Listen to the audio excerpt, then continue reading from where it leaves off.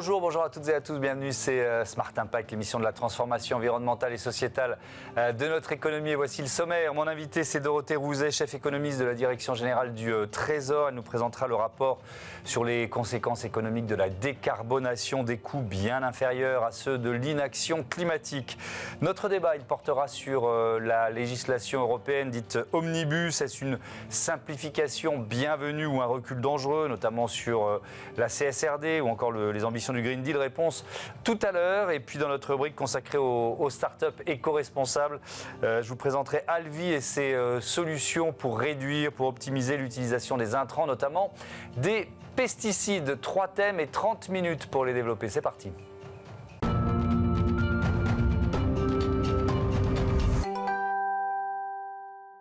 L'invité de Smart Impact, c'est Dorothée Rouzet. Bonjour. Bonjour. Bienvenue. Vous êtes chef économiste à la Direction Générale du Trésor qui publie son rapport final sur les enjeux économiques de la transition vers la neutralité carbone. Quel est l'objectif, l'ambition de ce rapport ? Alors le contexte de ce rapport, c'est évidemment les ambitions climatiques de la France, qui, comme les autres pays européens, s'y fixaient l'objectif de réduire ses émissions brutes de moitié en 2030 par rapport à 1990 et d'atteindre la neutralité carbone en 2050. Donc on sait que ça implique des transformations profondes de notre économie. Et du point de vue du Trésor, l'idée c'était de faire le maximum pour pouvoir anticiper ces transitions, d'en connaître les coûts, de pouvoir du coup les atténuer, de pouvoir les accompagner, et ce par une étude approfondie. On s'est placé dans le temps long, on a mis presque 2 ans à faire ce travail. Oui, en s'appuyant sur quelles données? Tout un ensemble de données. On a fait des analyses à la fois transversales sur la croissance, la compétitivité, l'emploi, des analyses plus sectorielles, l'agriculture, l'industrie, le transport, l'énergie. On a regardé la littérature économique, les études académiques, on a regardé ce qui s'est fait à l'étranger, on a regardé les données françaises pour essayer d'avoir une approche vraiment globale pour pouvoir appréhender ces enjeux. Est-ce qu'il y a une leçon générale? C'est toujours difficile de résumer un tel travail en une phrase d'1 minute, mais est-ce qu'il y a une leçon générale? Alors, la leçon, c'est très compliqué d'en ressortir une seule, parce que justement, il y a beaucoup de messages. Je pense que peut-être sur l'aspect vraiment assez macroéconomique, déjà, une leçon d'ensemble, c'est que la transition, les politiques de transition ont un coût économique, que ce coût, il est relativement modéré, on peut y revenir, il est aussi transitoire, il est bien moindre que le coût de l'inaction, le coût du réchauffement et des dommages climatiques si on ne fait rien. Oui. Est-ce que, moi, en lisant le rapport, je me suis dit, bon, il y a une bonne nouvelle, c'est que c'est un défi surmontable. C'est déjà le premier élément important. Et puis, il y a souvent le discours qui consiste à dire, ça impacte trop la croissance d'un pays. Qu'est-ce que vous pouvez nous dire là-dessus ? Là-dessus, donc, si je détaille un petit peu, donc on a regardé quel est l'impact sur la croissance. Alors, on s'est placé à horizon 2030 et à horizon 2050. Évidemment, 2050, c'est très incertain, mais à horizon 2030, c'est pas si loin. Et on regarde quels sont les canaux par lesquels les politiques climatiques affectent la croissance. Il y a évidemment le renchérissement du coût des émissions. Alors, ça peut passer par la tarification carbone, mais aussi par les réglementations qui sont des coûts indirects ou d'autres politiques. Et ça a un effet négatif sur la croissance de l'ordre de un peu moins de 1 point de PIB à horizon 2030. En face, on va devoir faire beaucoup d'investissements et ces investissements, en fait, c'est plutôt un effet stimulant sur la croissance. Même si il doit être financé par ailleurs, en réduisant d'autres dépenses, etc. Mais c'est quand même un effet positif. Quand on met tout ça ensemble, on aboutit à un coût qui est entre 1,5 et 1 point de PIB, selon ce qu'on suppose que font les autres pays à horizon 2030. C'est significatif, mais c'est pas insurmontable, comme vous le disiez. Ouais. Quand on regarde le réchauffement moyen des températures par rapport à l'ère pré-industrielle, on est déjà à plus 1,2% au niveau mondial. Et puis, peut-être que tout le monde ne le sait pas, donc il faut le rappeler, la France, on est plutôt à plus 2%, plus 2,1 degrés, plus 2 degrés, plus 2,1 degrés en France. Est-ce qu'il y a des conséquences économiques déjà palpables de ce réchauffement dans notre pays? Oui, absolument. On le voit déjà dans les événements, ce qu'on appelle les événements climatiques extrêmes, autrement dit les catastrophes naturelles directement liées au réchauffement. Pour prendre un exemple, le coût de la sécheresse de 2022, simplement en termes de sinistralité, donc des dommages assurables, c'était 3 milliards d'euros. C'est le plus gros sinistre depuis que le régime CatNat existe depuis 40 ans. Et malheureusement, ce record risque d'être battu dans les prochaines années. On sait que c'est voué à se multiplier. Vous le disiez, en France, le réchauffement va plutôt plus vite que dans le monde. Donc le coût de l'inaction au niveau mondial, il a été chiffré par un réseau de banques centrales pour le verdissement du système financier. En gros, si on ne fait rien, on aura un réchauffement de 3 degrés au niveau mondial, ça veut dire 4 degrés pour la France. Et au niveau mondial, ça veut dire en 2050, un PIB 15% inférieur à ce qu'il aurait été sinon.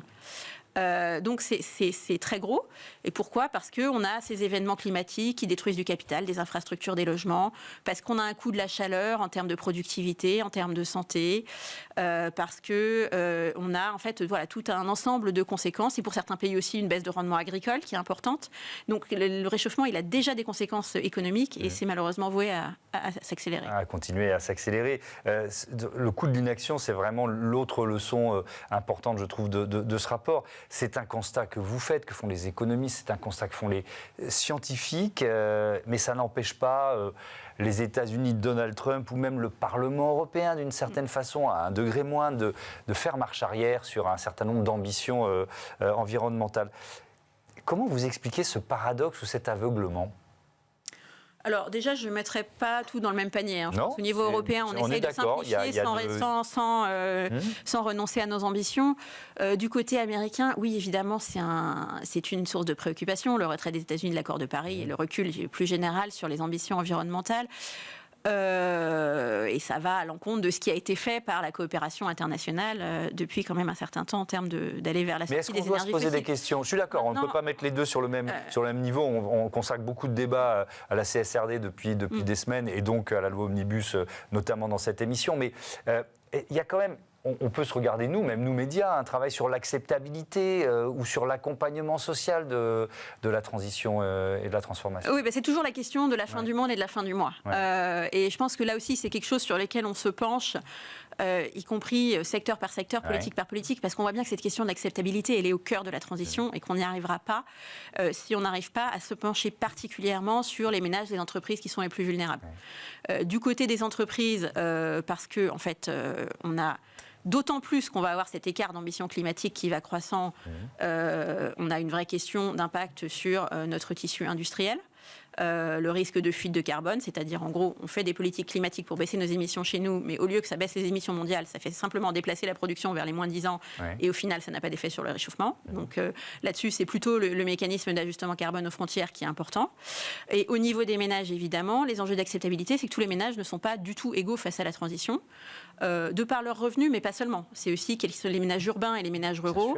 On ne va pas pouvoir s'acheter une voiture électrique. Ce qu'on appelle du capital brun, c'est-à-dire une passoire thermique, une vieille voiture thermique, mais sans avoir les moyens de s'acheter une voiture électrique. Là-dessus, il faut quand même se dire que beaucoup a été fait en termes de ciblage des aides. C'est aussi une raison pour laquelle on ne peut pas dire juste... Alors les économistes aiment beaucoup la tarification carbone, on ne peut pas dire juste augmentons le prix du carbone et tout ira bien, parce que pour certains ménages, évidemment, la transition n'est pas possible sinon. Donc il faut aussi des aides, typiquement les aides à la rénovation, les aides à l'achat ou au leasing de véhicules électriques qui sont devenus de plus en plus ciblés sur les ménages modestes et qui réduisent de beaucoup le reste à charge pour les ménages modestes, avec des barèmes plus généreux ou avec des aides qui leur sont réservées.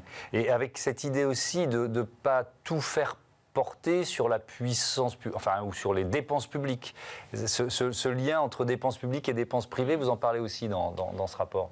Oui, je pense qu'il faut avoir conscience aussi que l'essentiel du financement de la transition va venir du secteur privé. Secteur privé dans son 70%, 80%, c'est difficile à chiffrer. Ça dépend un peu des instruments qu'on utilise. Simplement pour donner des chiffres d'ensemble, donc on estime que à horizon 2030, pour atteindre nos objectifs de décarbonation, on va avoir besoin en brut de 110 milliards d'euros d'investissements publics et privés confondus en plus. Alors ensuite, on enlève certains qu'on n'aura plus besoin de faire. Typiquement, on aura besoin de plus d'investissements en voitures électriques, mais moins en voitures thermiques. On enlève aussi le gain qu'on va obtenir parce qu'on fait des économies d'énergie en faisant ces investissements, donc ça en réduit le coût. Et en net, ça fait à peu près 63 milliards d'euros pour l'ensemble de l'économie française. Évidemment, vu notre contexte de finances publiques, ça ne sera pas 63 milliards d'euros portés par la puissance publique. Et il n'y a pas forcément de raison que ça le soit, parce que certains de ces investissements, par ailleurs, sont rentables en termes de factures énergétiques, etc. Donc le rôle de l'État, ça va être de faire ses propres investissements, évidemment, par exemple la rénovation des bâtiments publics. Et puis de manier à la fois la carotte et le bâton, c'est-à-dire les incitations, la réglementation, un peu des deux, c'est ça ? Un mix de réglementation, de tarification, de subventions. d'accompagner ceux qui sont les plus vulnérables, et puis ensuite d'avoir ce mix d'instruments qui permet de déclencher les investissements qui n'auraient pas lieu sinon, qui ont besoin de soutien public pour être déclenchés, soit parce qu'ils ne sont pas rentables, ou rentables à un horizon trop long, ou parce que tout le monde a un certain biais de court-termiste et que sinon ça ne se fera pas. Ça peut passer par des subventions, mais aussi par d'autres instruments de garantie, de prêt à taux zéro, etc., qui sont moins coûteux in fine pour les finances publiques, mais qui peuvent aussi aider à surmonter certains obstacles. Oui, certains sont déjà à l'œuvre, évidemment. Est-ce qu'il y en a qui sont plus efficaces que d'autres? C'est difficile de répondre à cette question, en termes de levier. Moi, je pense à la loi AGEC, par exemple, qui est intéressante parce qu'elle donnait un calendrier et puis elle a permis, filière par filière, d'une certaine façon, de créer des filières de recyclage, de valorisation des déchets qui n'existaient pas auparavant. Oui, alors je pense que, par exemple, ce que souligne cet exemple, c'est l'importance de donner de la visibilité. Oui. Parce qu'on est sur une transition qui s'inscrit sur le temps long. Qui demandent des investissements qui, comme je le disais, sont rentables sur le temps long. Alors, je parlais des ménages, ça peut être au bout de combien de kilomètres votre voiture électrique est plus rentable que la voiture thermique ou votre pompe à chaleur est plus rentable que la chaudière à gaz. Pour les entreprises, si je décarbone mon outil de production, c'est aussi parce que le prix du carbone va être plus élevé à l'avenir et que donc ça devient plus rentable. Et surtout, c'est très très important d'avoir de la visibilité pour l'innovation. Parce qu'une grande partie de ce dont on va avoir besoin, ça va dépendre du développement d'innovations bas carbone, dont certaines, notamment dans le secteur industriel, ne sont pas encore très matures et qui sont risquées, etc. Et donc, on a besoin aussi de visibilité là-dessus. Donc, c'est des principes plus que des instruments précis, mais je pense que la cohérence et la crédibilité est importante pour ça. Et ensuite, l'outil efficace, il n'y en a pas un seul. On disait, les économistes aiment bien la tarification carbone parce que, en fait, ça demande à l'État d'avoir assez peu d'informations sur le détail des investissements, ce que savent les entreprises, par exemple, mieux que le gouvernement.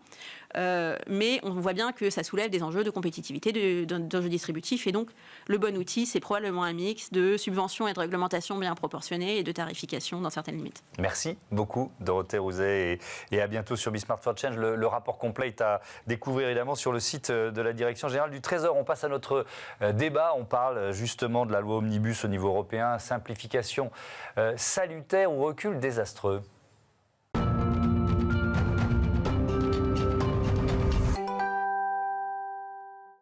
Le débat de ce Smart Impact, on parle de la loi, la directive européenne dite Omnibus avec Maxime Dupont, bonjour, bienvenue, vous êtes le directeur Impact et Durabilité de Bartels, et Philippe Vachet, bonjour. Enchanté. Enchanté, directeur général de l'agence Lucie. Allez, on commence par une présentation rapide. Bartels en quelques mots.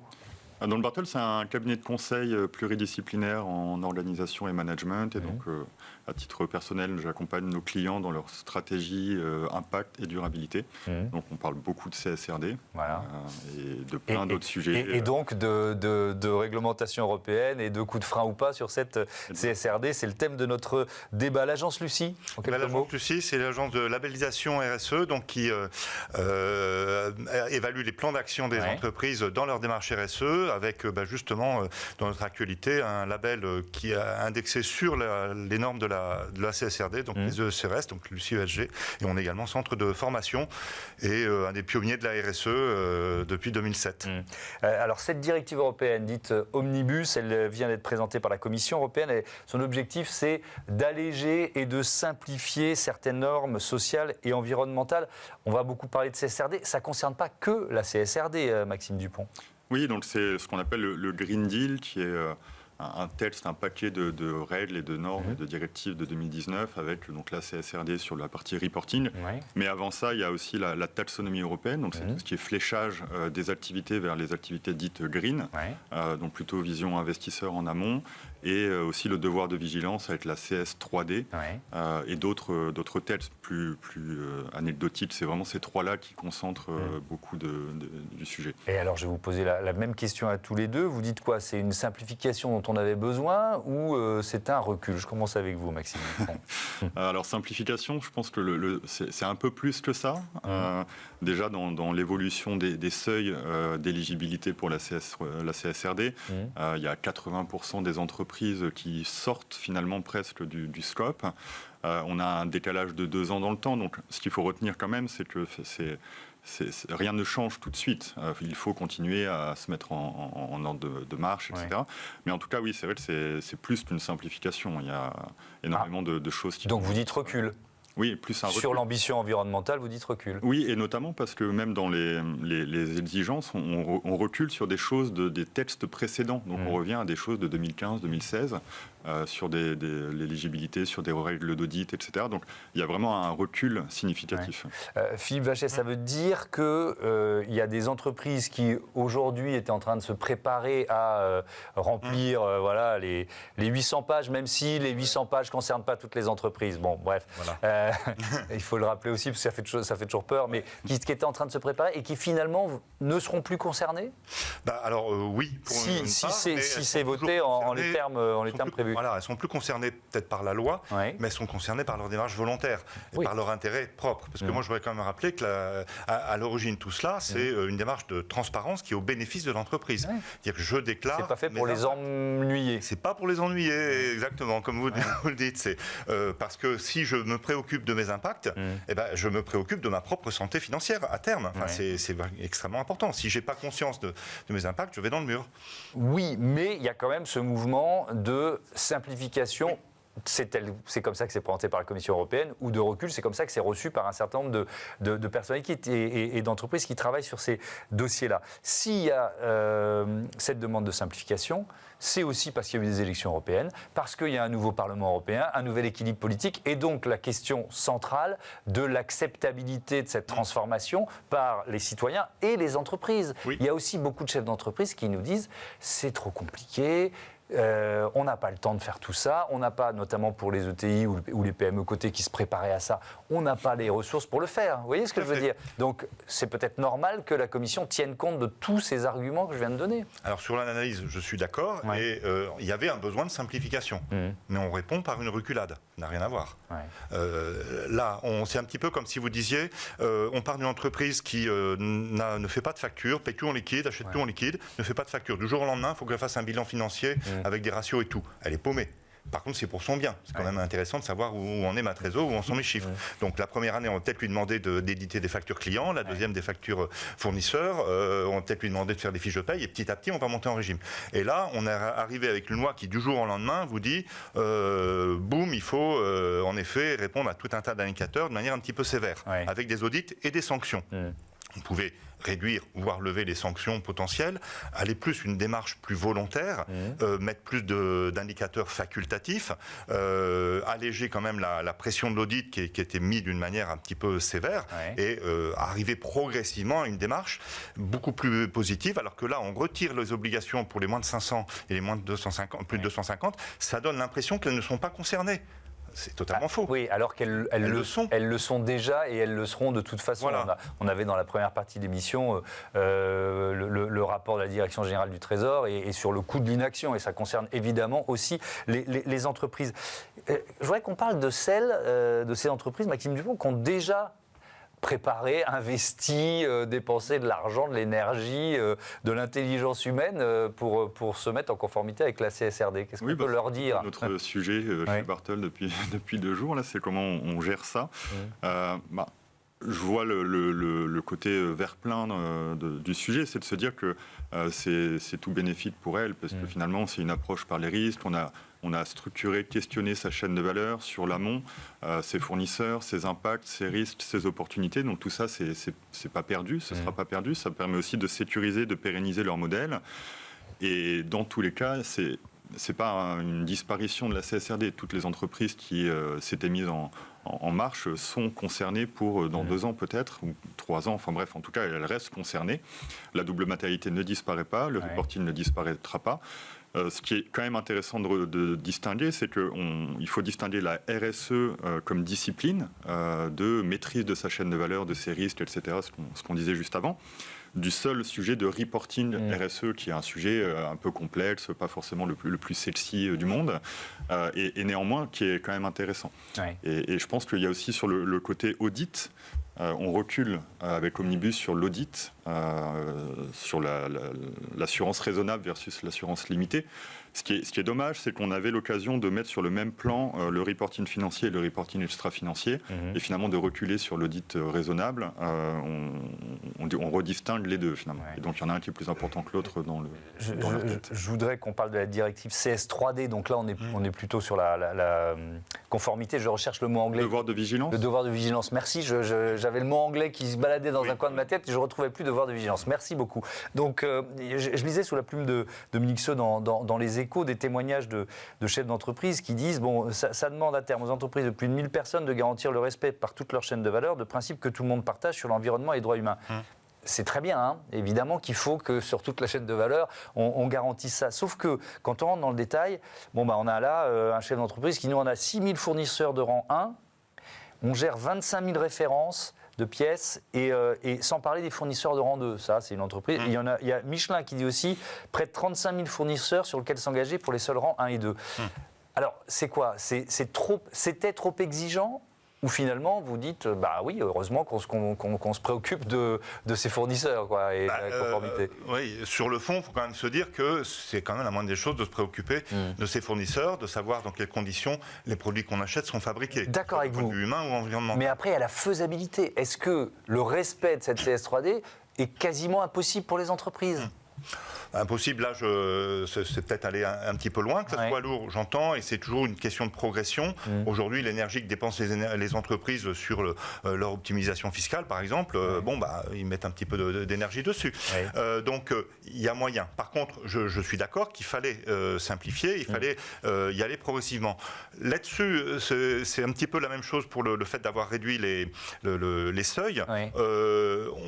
Quelque part, on donne un petit peu le pouvoir aux entreprises, aux volontaires. C'est-à-dire que là, la CS3D nous dit, sauf s'il y a des suspicions. Donc la balle est dans le camp des associations, des entreprises. Allons-y. Identifions des suspicions, faisons des lettres recommandées, faisons des actions qui fassent que l'entreprise ne puisse pas dire « je ne l'ai pas vu ». Et à ce moment-là, le devoir va s'imposer à elle. Donc on bascule un petit peu du réglementaire à l'initiative volontaire. Et nous, en tout cas, on est acteurs avec pas mal d'autres réseaux d'entrepreneurs pour être acteurs de la démarche volontaire. Oui. Quand on voit un Donald Trump qui vient d'être élu aux États-Unis, qui taille dans les budgets des agences environnementales, qui sort de l'accord de Paris, etc., etc., etc. Est-ce que ça reste un atout pour l'Europe d'être mieux disante en la matière ? Bien sûr. Là-dessus. Vous me posez la question à moi, c'est ça ? Allez-y. Oui, tout à fait. Je pense, et d'ailleurs la Chine, par exemple, s'était déjà calée sur les normes autour de la CSRD, parce que la Chine exporte beaucoup, travaille beaucoup avec l'Europe. Donc notamment sur le sujet de devoir de vigilance, on a beaucoup d'entreprises chinoises, pour rester sur l'exemple de la Chine, qui commencent déjà à structurer de la traçabilité, transparence sur leur propre chaîne de valeur, parce qu'ils savent que les entreprises européennes vont leur demander. Et ils ont tout intérêt à être structurés pour pouvoir répondre à de plus en plus de marchés européens et autres. Donc en fait, sur le sujet du devoir de vigilance, c'est déjà bien avancé. C'était vraiment l'occasion aussi pour l'Europe, et ça reste l'occasion et presque le salut pour l'Europe, de se différencier par rapport aux Américains qui sont ce qu'ils sont et font ce qu'ils font. Mais en tout cas, voilà, c'est un élément pour peser dans la balance face à la Chine ou face aux États-Unis. Merci beaucoup à tous les deux et à bientôt sur Be Smart for Change. On passe tout de suite à notre rubrique Startup.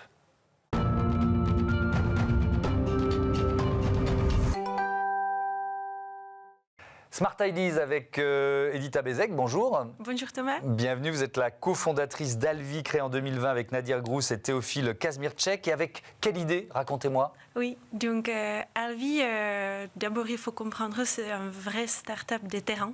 Donc on est quelqu'un qui est à côté des agriculteurs, qui les aide dans ses pratiques quotidiennes. Grande inspiration, c'était mon grand-père, qui était un agriculteur, comme beaucoup de Français. Lui, c'était en Slovaquie. Donc il nous a inspiré de créer quelque chose qui est très pratique. Donc on a vraiment mis à côté toutes les technologies un peu séduisantes pour des investisseurs, caméras hyperspectrales, etc. On s'est focalisé sur la pratique. Et on a développé un assistant agronomique très puissante qui accompagne les agriculteurs dans sa quotidienne de la protection des plantes, qui aide les agriculteurs à mieux appliquer tous les produits de la protection des plantes. Donc ça peut être des pesticides, mais aussi des alternatives plus naturelles de biocontrôle. Diminuer la dose des pesticides, donc par 30%, 15% en moyenne, et aussi de les accompagner dans tous les sujets réglementaires, traçabilité, qui prend beaucoup de temps. Tout ça dans une seule appli ou dans une seule plateforme, c'est ça? Tout à fait. Et donc l'idée, c'est d'utiliser moins de pesticides, moins d'intrants. Et comment ça marche? Comment vous arrivez à accompagner les agriculteurs et à les rendre plus performants? L'idée de départ, c'est d'utiliser des produits mieux. Il faut déjà dire que l'agriculteur, la première chose qui intéresse l'agriculteur et la société, c'est le rendement. On a besoin de manger, l'agriculteur doit faire fonctionner la ferme. Donc notre première fonctionnalité, c'est comment j'utilise des produits bien. Donc c'est des pesticides, c'est des biocontrôles. On a plus en plus de produits qui sont très sophistiqués, pas faciles à utiliser. Donc c'est déjà comment je les applique correctement pour que j'ai une protection et j'ai le rendement. Au deuxième étape, on aussi calcule, dans certaines conditions, certains passages, est-ce que l'agriculteur peut diminuer la dose de pesticides ou pas? Et on calcule la diminution qui est possible. Donc on combine agronomie. On a une énorme base de données qui compte aujourd'hui plus que 25 000 des produits, donc encore pesticides et biocontrôle, où on a toutes les infos qu'on pouvait trouver par la recherche. Donc comment le produit fonctionne, quelles substances actives, comment on peut l'appliquer, comment on peut mélanger. Comment on peut le doser dans des différents scénarios. Et aussi, notre outil, en plus de cette énorme base de données, on apprend des terrains. Donc, on a une partie qui est liée à la traçabilité. Chaque fois qu'un agriculteur traite avec l'aide de notre solution, il y a aujourd'hui plus que 30 000 agriculteurs qui traitent avec l'aide de notre solution. On sait exactement combien de produits il a utilisés, à quel endroit il les a utilisés, pour en mettre le moins possible. C'est ce que je comprends. Le mieux et le moins. Donc, et si on récolte cette information dans le terrain, ça aussi rend notre outil le plus intelligent pour le bien-être de tous les agriculteurs. Moi, je parle toujours des bien appliqués parce que déjà, si j'applique bien, j'ai besoin de moins de produits parce que le produit est bien appliqué. Et quand je parle des pesticides et des biocontrôles ou des biostimulants, pour ces nouveaux produits qui sont plus respectueux à l'environnement, vous pouvez parler avec n'importe quel agriculteur, c'est un peu une boîte noire de savoir comment je peux l'appliquer. Parce que c'est nouveau. Parce que c'est nouveau et c'est beaucoup plus technique. Il y a 20 ans, on avait des produits très stables, avec des molécules stables, que vous pouvez appliquer un peu n'importe quand, n'importe comment, ça fonctionnait. Des nouveaux produits qui sont adoptés par les agriculteurs. Donc je pense que c'est important de dire qu'aujourd'hui, c'est nos agriculteurs qui sont dans le cœur de cette transition, qui le poussent déjà depuis 20 ans. C'est de nouveaux types de produits plus sophistiqués, pesticides avec des molécules qui sont, on peut dire, moins impactants pour nous et pour l'environnement. Et des biocontrôles, c'est quelque chose qui est beaucoup plus technique à appliquer. Et nous, on est dans l'accompagnement de l'agriculteur, de faire tout ça bien pour que ça fonctionne et peut utiliser plus et mieux. Ça veut dire que finalement, cet outil, vous l'avez co-construit avec les agriculteurs? Tout à fait. Tout à fait. On a lancé en 2020 quelque chose de plutôt simple, qui était adopté très rapidement par les premiers clients. Et depuis cette période, on est dans la co-construction avec des agriculteurs. Comme j'ai dit au début, notre objectif, c'est pas faire quelque chose de très cool. Je suis sur LinkedIn, regardez, j'ai fait une techno qui est hyper futuriste, mais quelque chose qui est très, très pratique, qui a l'intelligence qui est inclue dedans, mais qui, dans le quotidien de l'agriculteur, ça donne le sens. Ça l'amène plus de rendement, il va dépenser moins d'argent et il va économiser de temps. Donc, c'est là vraiment cette praticalité. C'est pratique. On a compris ce que vous vouliez nous dire. Merci. Merci beaucoup, Edita Bézègue, et bon vent à Alvi. Voilà, c'est la fin de ce Smart Impact. Merci à toutes et à tous de votre fidélité. À très vite.